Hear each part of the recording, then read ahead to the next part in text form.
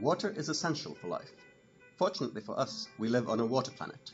Water covers 71% of the Earth's surface. But this does not mean we can use it as we please. Only 2.5% is freshwater, and just 0.01% is usable by humans. In addition, water is not uniformly distributed in all regions. 9 countries, including Brazil, Russia, Canada, and China, have more than 60% of the world's freshwater, while countries with desert areas, like the Kingdom of Saudi Arabia, are under extreme water shortage. Surrounded by the Red Sea and the Arabian Sea, and with a population of about 30 million, the desalination of seawater is a key player in the water supply of the kingdom. During the last 3 decades, Saudi Arabia has experienced comprehensive development resulting in increasing water consumption, mostly in agriculture, followed by the municipal and industrial sectors. To supply the water needs of the kingdom, desalination plants produce more than 1 billion cubic meters of freshwater per year, which is about 26% of the world total. Saudi Arabia has become a global leader in both development and use of desalination technologies, which now have replaced groundwater as the primary source of drinking water in the kingdom. The desalination process requires significant amounts of capital and energy. Currently, there are several different technologies available, which can be classified as membrane and thermal processes. Thermal processes occupy 34% of the water desalination market. They involve the heating of saline water and collecting condensed pure water. Multi-stage flash, MSF distillation, is the most common thermal desalination technique. This process uses the same distillation principle through several chambers. The vapor generated by flashing is converted into fresh water. This process requires high temperatures and high power consumption. Another approach to treat the saline water is the implementation of membranes. For example, reverse osmosis, RO, represents 60% of the desalination market. The water is pushed through a semi-permeable membrane, which removes molecules and ions by applying high pressure. In most cases, an RO process requires pre-treatment to avoid membrane fouling by sediments, organic matter, bacteria, etc. Membrane processes consume 4 times less energy than thermal ones, which is why they are becoming more widely used. To learn more about water desalination, we talked to Professor Noordin Ghafour from the Water Desalination and Reuse Center in King Abdullah University of Science and Technology.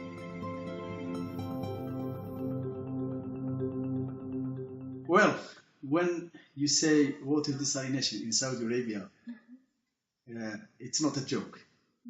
Water desalination is providing the main source of fresh water to the population. Saudi is the global leader of water desalination in the world.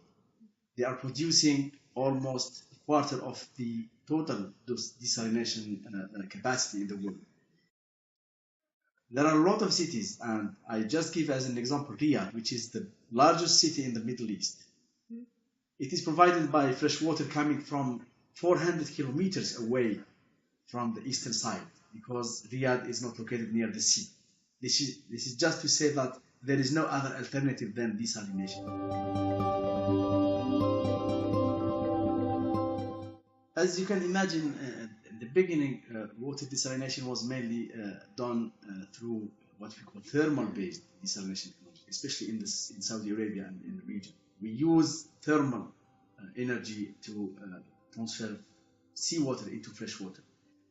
Although we know that this technology consumes a lot of energy, much more than reverse osmosis, for example.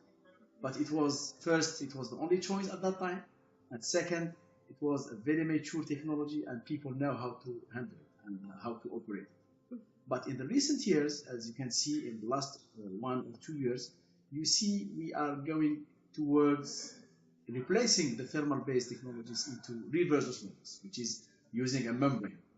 It is also energy intensive, but much, much less than thermal-based. If we go a little back, a few years ago, people were trying to replace thermal-based by reverse osmosis, but they were facing a lot of challenges. The main challenge of that is fouling, membrane fouling. As you know, membranes, they are doing a very good job, but they get fouled. Do not forget that the seawater quality in this region is much harder than any other places, like in the Mediterranean or any ocean. First, the salinity is higher, but more importantly, we have a lot of biological activities in this region. So we need a more extensive pre-treatment in order to have a very successful reverse from this plant. So we are doing a lot of innovative processes which are more efficient, consumes less energy, and which could be connected or integrated with renewable energy. Because currently we are using a lot of renewable energy for desalination, but in indirect way. So what we are doing is to have a more integrated approach in using renewable energy like solar or geothermal for innovative processes like membrane distillation, forward osmosis, adsorption desalination, and we are also working a lot in hybridizing different technologies in one site. In this way, we can use, let's say, the advantages of each process in the other one and to enhance the performance of these plants. Perfect.